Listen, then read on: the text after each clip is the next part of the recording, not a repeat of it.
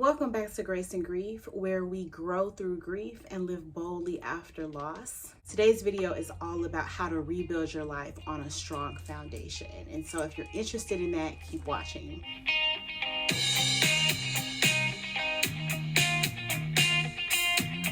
If you are new to this channel, welcome. And if you have been rocking with me a long time, welcome back. I just been out here doing my thing, y'all. I've been out here doing my thing, making it happen. I wanted to do more on YouTube, I think like this past winter, but it didn't work out. And that's okay. I'm learning how to get up after what I call intermittent deserts. And that just means that maybe everything is not falling apart, but we all reach roadblocks, stumbling blocks, and setbacks, some big and some small. But I'm learning how to just recover, don't beat myself up, don't overreact, just kind of get up and keep moving forward. And that's a skill set. It takes some skill to be able to recover after some moments of being down or having some level of challenges come upon you. So today we are talking about rebuilding on a strong foundation, and I want to give you 3 tips of how you can rebuild your life on a strong foundation. This is something I've been working on intensely. I've worked on rebuilding my life in the past for a variety of reasons. There's been seasons of life where I have had to recover from physical injury and recover from real deep hurt and wounds and pains that were caused in relationships or in environments that I've been in. And so I've had to rebuild before, but this rebuilding season that I've been in the aftermath of losing my husband in October 2017 is probably, no, definitely the greatest time of having to rebuild that I've ever gone through. And so I am about 4.5 years into that and into that process. And I've learned a lot. I've learned a lot. It's not something that just happens. You have to really be intentional.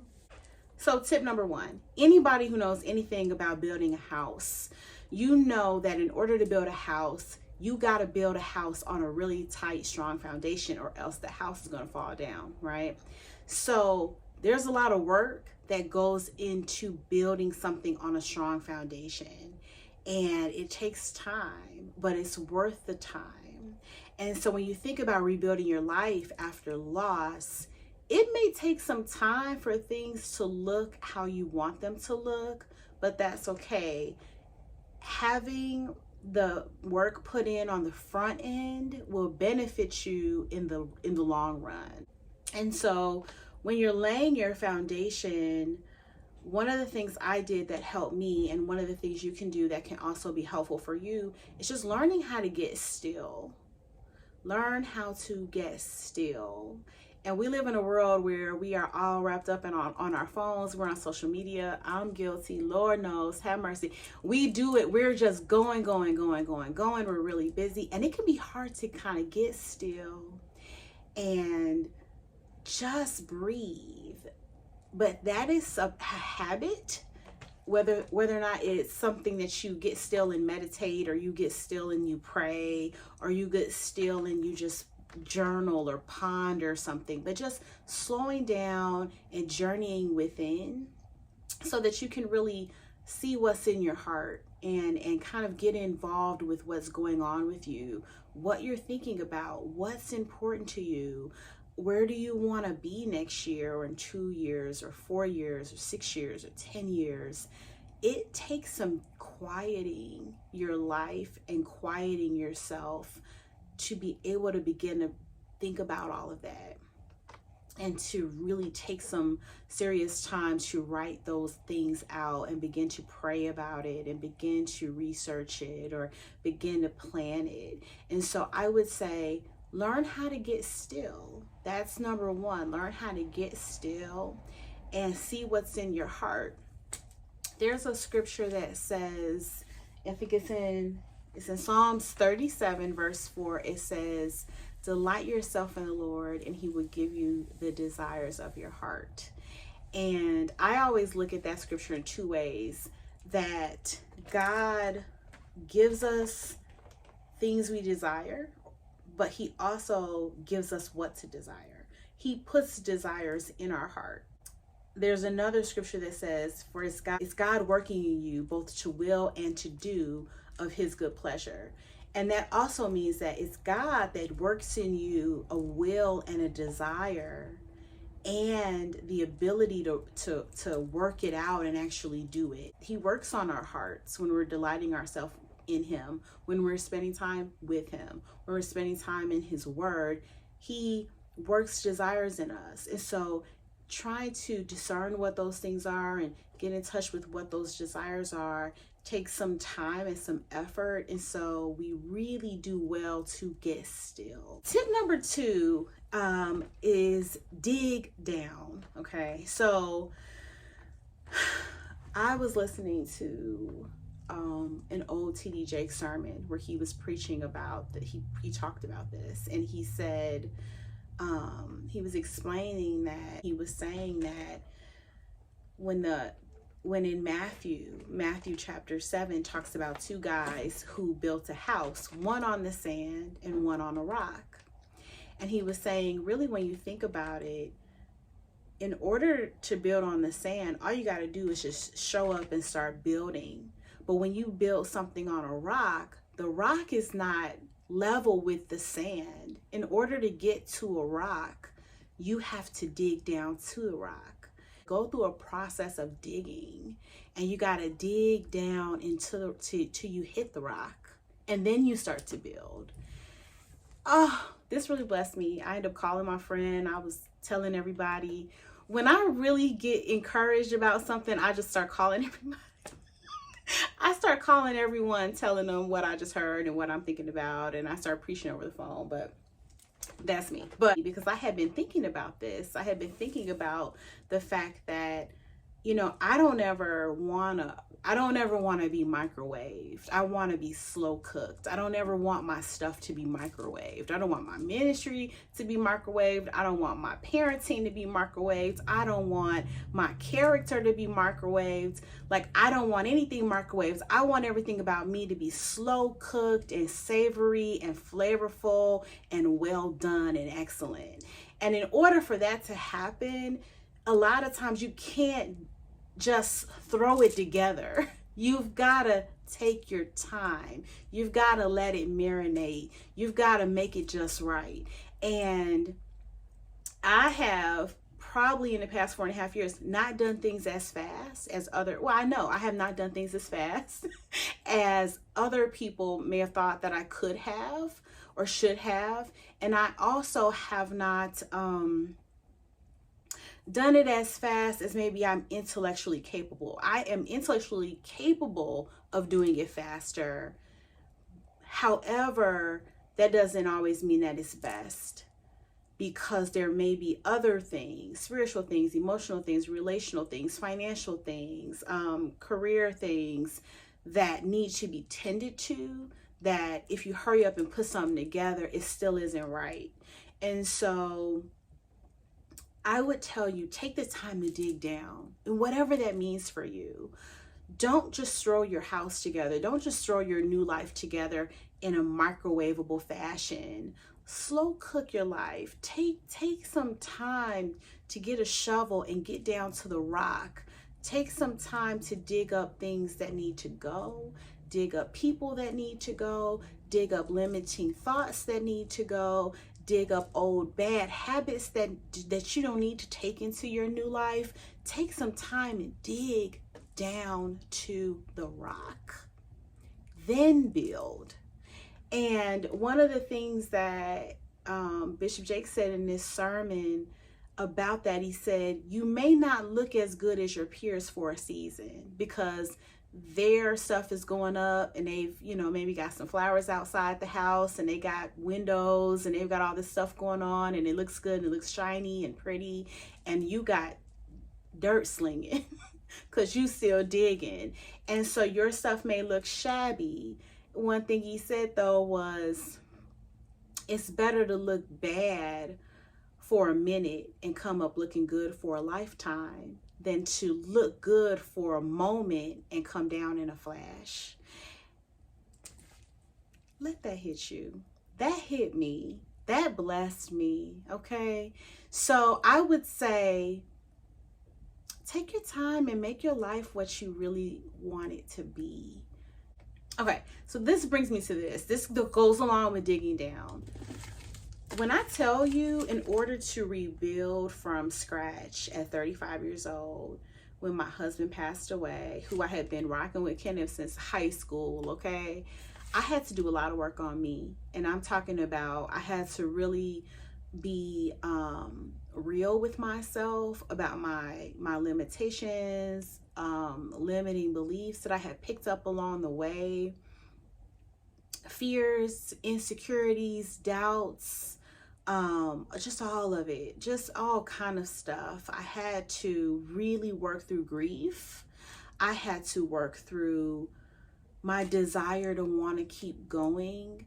And you know, if you've really lost someone, you can understand what I mean by that. And if you've really gone through any kind of like really painful situation and just threaten to knock you out, sometimes your will to want to keep fighting is not as strong as you'd like it to be. And so I had to fight for that. I had to war. I had to go to battle to just continue to have that will and that desire to drive forward, because there were moments where I felt like, okay, God, I'm good. I don't want to do any of this anymore. I'm tired. You know, I don't know how to do this, and I don't know what you're asking of me. But in time and with a lot of prayer and a lot of effort and a lot of work, I healed, and that ambition came back, that eagerness. If you've watched my videos, you know exactly what I'm referring to. It came back.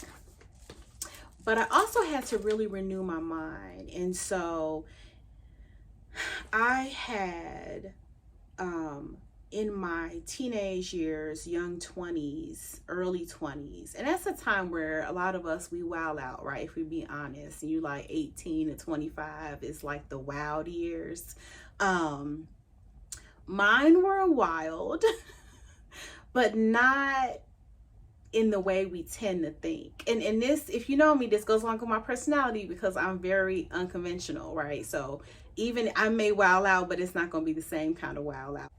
So I totally wowed out between 18 and 25, but it was really through church. It was through church involvement and through applying counsel and teaching at a really regimented kind of environment that really wasn't, a lot of it wasn't for me. There were a lot of the counsel and a lot of the teaching, it disrupted what God was trying to do in my life. Now, some of it was helpful and some of it was a blessing, but then there was also a lot of it that never had any peace about those parts of it. And I was always questioning and asking people and asking questions and going to God up all night researching.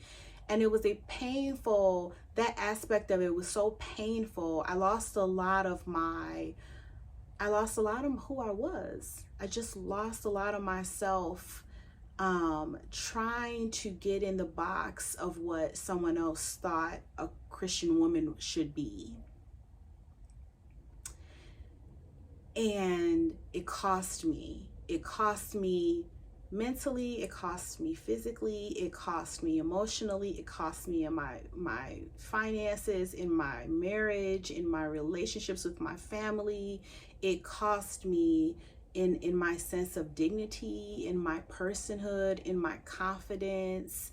It cost me big time. And it was just one of the harshest lessons to learn. And one of the ways that God broke me out and helped me recover was he just helped me understand that he was never asking me to become all of that and to give up all of this and to get in the box of somebody else, that he's not in that, right? And that's not who he is. That's not who God is. And so I say that to say, you know, I slowly came out of that in my late 20s and my early 30s, but I remind you, I was barely 35 when Kenneth passed away. My late husband passed away. So there were some pieces of that work that I was really still working through. And so when he passed away, I had to figure it out on my own. He had been very instrumental in helping me because he understood all the ins and outs of some of that. And when he wasn't here anymore, it was like, oh my God, how am I even going to get through the rest of this process of healing and recovering after that? And so one of the main, God bless Henry Cloud. God bless Dr. Henry Cloud. His books, when I tell you, when it came to rebuilding my life after loss, Henry Cloud was a huge significant aspect of this, because I had to heal deep-rooted stuff that didn't even have anything to do with the loss of my spouse. And I had to heal then and also from the loss of my spouse, and just rebuild my life in a really solid way. And so one of the books that he wrote, if you're familiar with him, that helped me rebuild a strong foundation is a book called Boundaries. And Henry Cloud has a lot of boundaries books. There's boundaries in dating, boundaries in marriage, boundaries with teens, boundaries with children. Stress enough how important it is to rebuild your life with good boundaries in place. We have boundaries to protect the good that's on the inside of us and inside of our life. And we have boundaries also to keep the bad out. And so even in my situation in my late teens and early 20s with what happened with me at church, or the lesson there really was a lesson in boundaries. What I understood from the Lord was that in my intuition, in my spiritual intuition, I knew something was wrong. And I couldn't explain it. I wasn't as knowledgeable about the Bible as some others were, and I couldn't refute everything just right, but I just knew in my spirit and in my spiritual intuition, which passes the brain, it's beyond the brain. All of us have a gut and an intuition that God has given us, and he's given us common sense, you know, and so we should obey it. We shouldn't betray ourselves and step outside and out of alignment of that spiritual intuition that he's put in us. And so I had a right at the time, I didn't know this, but I had a right to have boundaries, and boundaries, good boundaries, would have saved me so much trouble, so much heartache, so much pain, so much anguish. And so I have really been hardcore about having good, strong boundaries as I've rebuilt and am in the process of rebuilding my life after loss. And so I would say, if you have any kind of issues with boundaries, or if you just are interested, run out and get this book, Boundaries by Henry Cloud, and any of the boundary books that he's written that go along with that series. Another book that was so instrumental in helping me rebuild my life after loss is a book also by Dr. Henry Cloud called Changes That Heal. And you can see your girl has not played. This book is somewhat dense. There's a lot in it. It probably could be about 3 books. I joke with people like, Dr. Henry, this could have been about 3 books in and of it, but it's okay. It's a wonderful book. And I actually read this book. I read that book at the end of 2019, early 2020. I also created these note cards that have quotes from the book and scriptures from the book and points from the book, so that I could read them out loud everywhere I went and really get them in my heart, because I was in the process of renewing my mind, and I wanted to make sure that If you've ever made a mistake or didn't do something well and paid a real high price for it, if you don't do nothing else, you know, I don't want to ever do that again. So God, whatever it is you got to teach me, whatever I got to get down deep in my heart, help me get this lesson real good, because I don't ever want to be back facing some of the challenges that I have faced in the past. So, you know, hard lesson learned in boundaries over here. But I would say that's a part of digging down deep. Dig down deep. And if you have any issues with drawing good boundaries, work on that. Work on that and heal that. Heal this aspect of you. Learn about having good boundaries is it's a skill that we learn.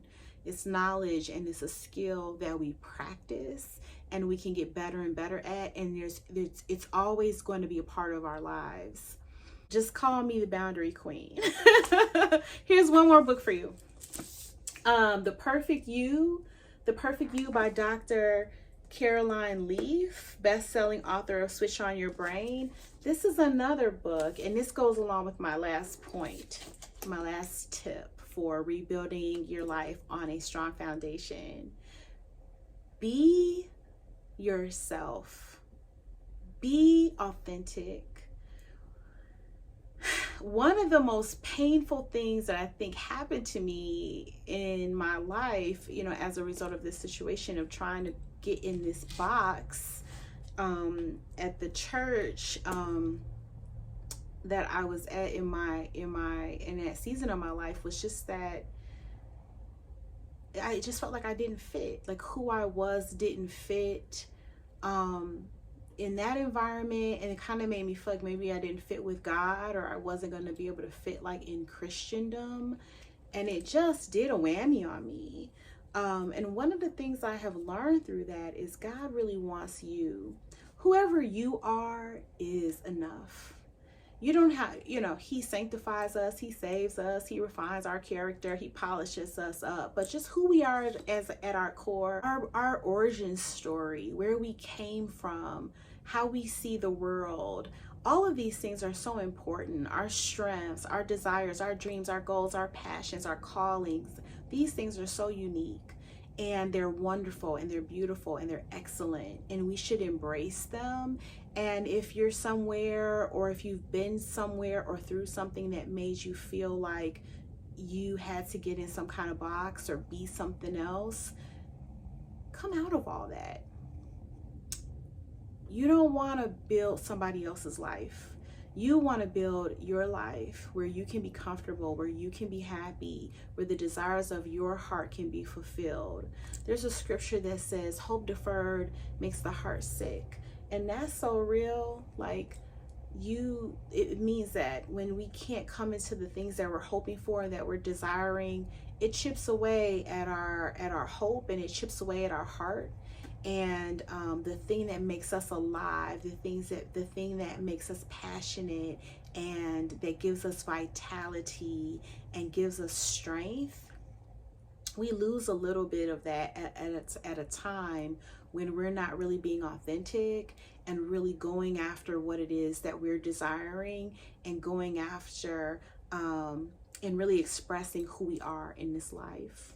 So my last tip is, in order to rebuild your life on a strong foundation, be yourself. Just be authentic. I hope that all of these tips have resonated with you. I hope they've blessed you. I hope that you are well. And I hope that you subscribe to this channel if you have not already. Make sure that you like the video and share the video. If you have not caught the Grief Rewritten series that I'm doing with my girl Alexis, be sure to go back and check out those videos and be on the lookout for more. And I will see you next time.